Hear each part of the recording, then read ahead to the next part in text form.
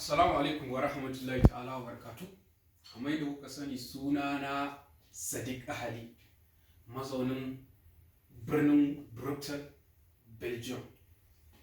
Ina kira ga mahukuntan ƙasata, musamman ma gwamnatin jihar Kano, ta duba Allah, ta duba Annabi. Kamar yadda shugaban ƙasa Muhammadu Buhari ya yi mana ƙoƙarin bamu tallafi na abinci da kayan treatment na masu fama da cutar coronavirus, da kuma wanda ake kokarin kariya kada abin ya shafe su. To muna godiya, kuma hakika muna ƙara kira ga gwamnatin tarayya, muna buƙatar wani tallafin again, saboda yanayin mutanenmu al'umma ce mai yawa, kuma gaskiya suna buƙatar taimako. Na idan aka nunko abin da ya ba kama a Kano, to mutane za su amfani da shi, saboda muna da yawan mabukata. Idan an yi duba da mutanenmu, akwai waɗanda suke ƙananan sana'a, kamar wanda yake tura baro, kamar wanda yake ɗaukar kankara a kansa, kamar wanda yake harkar facin mashin da dai sauransu. Duka irin waɗannan sai sun fita za su nema. Muna ƙara kira ga gwamnati a ƙara dubawa, lalle muna buƙata a ƙaro mana. Sannan kuma gwamnatin Kano, kiran da nake miki, a dubi Allah, a yi rabon nan na gaskiya da gaskiya, kada a sa siyasa a ciki. Kamar yadda aka yi wannan ƙoƙarin rabon gwamnatin jiha na baya, wanda muka gani sun yi ƙoƙarin sadar da abin ga gidajen masu unguwanni.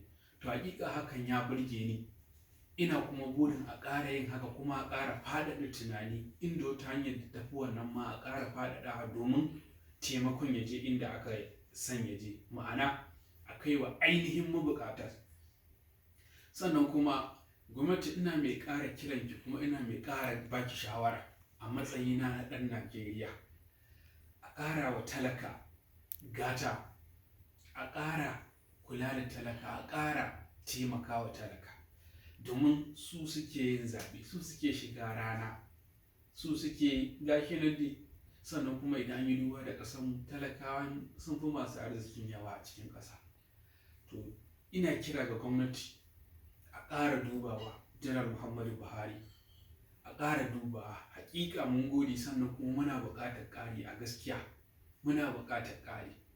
Sannan talakawa a ɗauki wannan ƙaddara, a wannan cuta a matsayin ƙaddara, annoba coronavirus akwai ta, gaskiya ne. Mu muna cikin Turai, mun ga irin abubuwan da suke faruwa, mun ga irin barnar da ta yi musu. Ka taimaki kanka, ka yi saving ɗin rayuwarka, ka yi saving ɗin ta ɗan uwanka.